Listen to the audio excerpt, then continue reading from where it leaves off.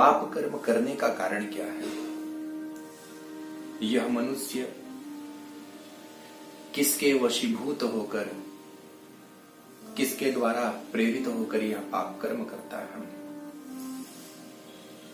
हमारे भीतर कई बार यह प्रश्न उठते हैं कि जिस मनुष्य के भीतर स्वयं परमात्मा अपने अंश रूप आत्मा के रूप में विराजमान है, वह मनुष्य भला किस प्रकार पापाचार कर सकता है, किस प्रकार घोर से घोर निंदनीय पाप कर्म कर सकता है। इस प्रकार मनुष्य के निंदनीय कृत्य करने का कारण क्या है? हमारे मन में ऐसा विचार होता है कि क्या ईश्वर उसे प्रेरित करता है उसे पाप कर्म करने के लिए, या उसका प्रारब्ध उसे प्रेरित करता है, या समय उसे प्रेरित करता है पाप कर्म करने के लिए? इस विषय पर बड़ा ही जोर देकर अर्जुन ने भगवान श्री कृष्ण के समक्ष, परब्रह्म परमात्मा के समक्ष अपनी जिज्ञासा प्रकट की है। और अर्जुन ने भगवद गीता में भगवान से प्रश्न किया। अर्जुन कहते हैं कि भगवान, अथ केन प्रयुक्तोऽयं पापं चरति पुरुषः अनिच्छन् अपि वार्ष्णेय बलाद् इव नियोजितः।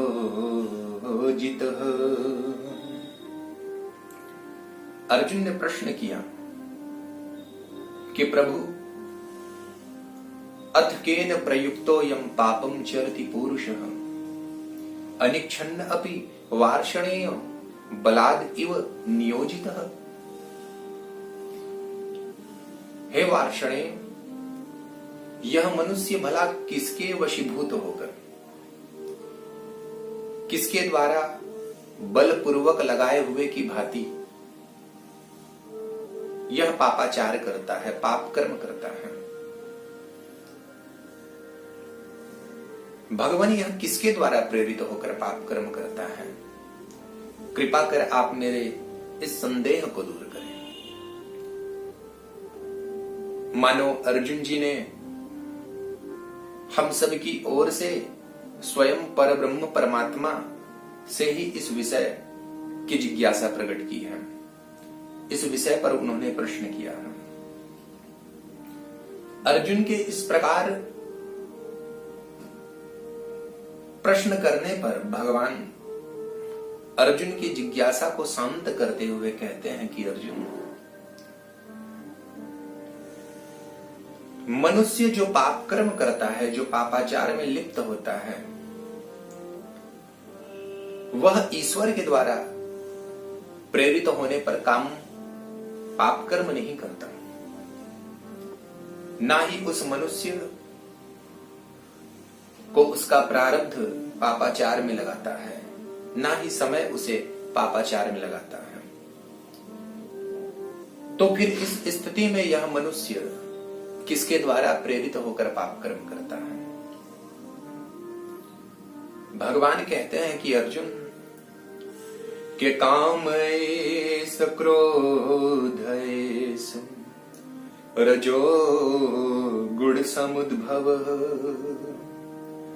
महासनो महापाप्मा विद्येन मिह वैरिणम्। भगवान कहते हैं कि अर्जुन, इस विषय में तू इस मनुष्य की कामना को ही तू वैरी जान, क्योंकि यह जो कामना है ना, यह रजोगुण से उत्पन्न हुआ है, और यह काम, यह कामना ही अनंत पापों की उत्पत्ति का मुख्य स्थान होता है। और मनुष्य जब इस काम के वशीभूत होता है, इस कामना के वशीभूत होता है,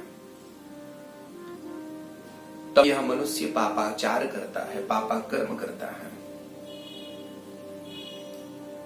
भगवान कहते हैं कि अर्जुन,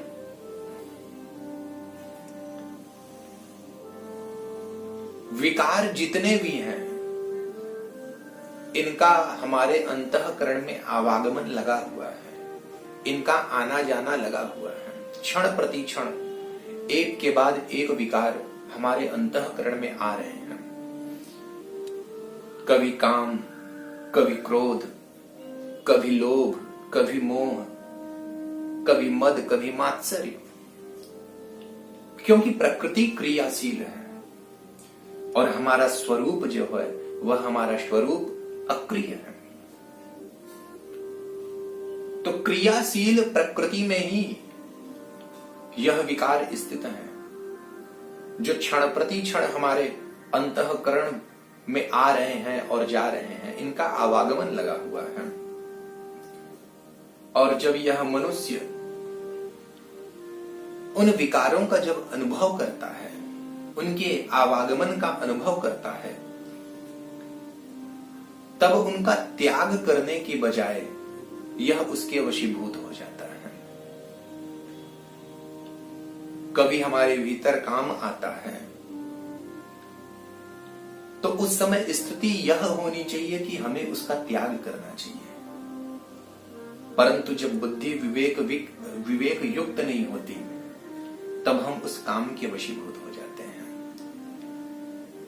कभी क्रोध आया, कभी लोभ आया, कभी मद आया, तो इन विकारों के आने पर जब बुद्धि विवेक से युक्त होती है तब इनके त्याग की इच्छा प्रकट होती है। परंतु बुद्धि हमारी जब विवेक रहित होती है तब हम इन विकारों के वशीभूत हो जाते हैं और फिर इन विकारों के वशीभूत होने के कारण ही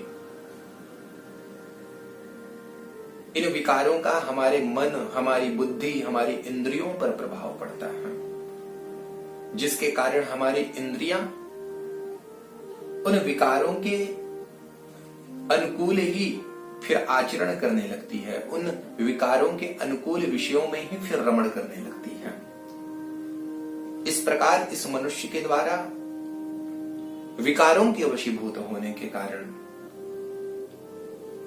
इंद्रियों को तृप्त करने के कारण फिर मनुष्य तरह तरह के अच्छे कर्म भी करता है और बुरे कर्म भी करता है।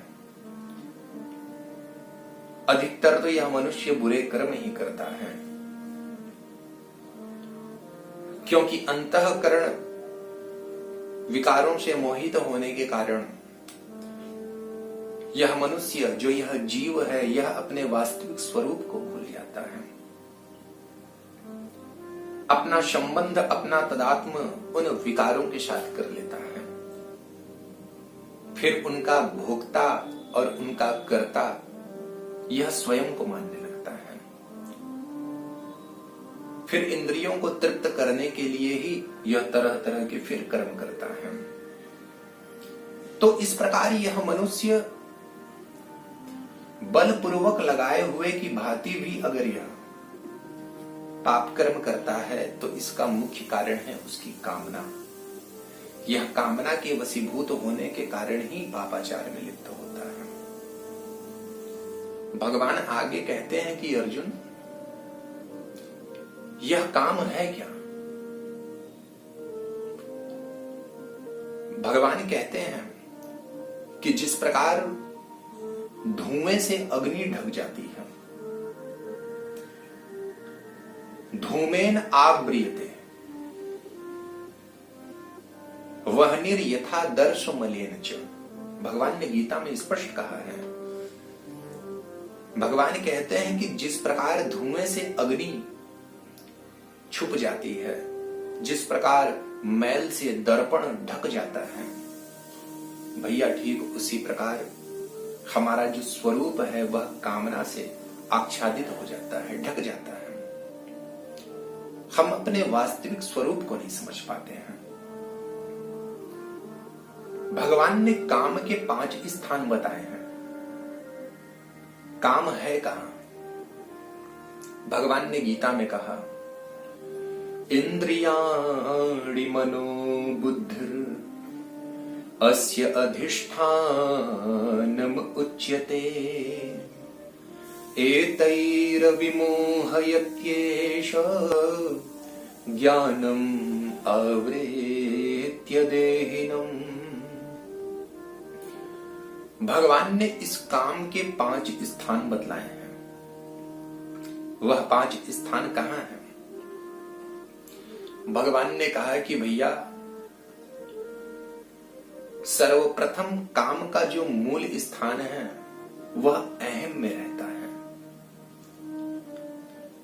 अहम के मूल में ही काम है। और इस अहम के साथ जब जीव अपना संबंध जोड़ता है, जब अपना तदात्म जोड़ता है, तब इस अहम से ही यह काम हमारी बुद्धि में आता है और बुद्धि के बाद हमारे मन को प्रभावित करता है और फिर मन से यह काम हमारी इंद्रियों में आता है, फिर इंद्रियों से यह काम विषयों में रमण करने लगता है, क्योंकि इंद्रियां विषयों की ओर ही दौड़ती हैं। विषयों की ओर इंद्रियों को दौड़ने का मुख्य कारण कामना ही है। इस काम की पूर्ति के लिए ही हमारी इंद्रियां विषयों की ओर रमण करती हैं, विषयों की ओर दौड़ती हैं। भगवान कहते हैं, अर्जुन, जब हमारा स्वरूप, हमारा जो अंदर जो परमात्मा का अंश जो आत्मा है, जो जीव है, जब यह अहम के साथ तदात्म करता है, अहम के साथ अपना संबंध जोड़ता है, तब इस जीव और अहम के मध्य में काम आ जाता है। यही होता है अज्ञान, यही होता है अविवेक। ज्ञान और विज्ञान का ज्ञान क्या है? वास्तव में ज्ञान क्या है? संसार की स्वतंत्र सत्ता नहीं है, यह ज्ञान है। और विज्ञान क्या है? सब कुछ परमात्मा है, सब कुछ ब्रह्म का ही स्वरूप है, सब कुछ भगवान ही है, यह विज्ञान है। सर्वभूतेषु यह पश्येद भगवद भाव आत्मनः। भगवान ने कहा भागवत में कि समस्त भूत, सब कुछ भगवत भाव से ही हमें दर्शन करना चाहिए, भगवान का ही स्वरूप है। तो यह विज्ञान है। जिसकी ऐसी दृष्टि है उसकी दृष्टि विज्ञान युक्त दृष्टि है। इस प्रकार जीव और अहम के मध्य में काम है। जब तक यह काम है तब तक इस जीव का संबंध परमात्मा के साथ नहीं होता। जब तक ज्ञान और विज्ञान, जब तक जड़ और चेतन के विभाग का ज्ञान नहीं होता, तब तक ही यह काम इस जीव और अहम के मध्य में है, जीव और प्रकृति के मध्य में है। इस जड़ और चेतन का ही ज्ञान होने पर फिर इस काम का स्थान भगवान कहते हैं कि प्रेम ले लेता है। एक तरफ परमात्मा और जीव के मध्य में प्रेम है और जीव और प्रकृति के मध्य में काम है। जीव जब प्रकृति से संबंध जोड़ता है तब उसके ऊपर काम आरोपित हो जाता है, फिर वह संसार में भटकने लगता है।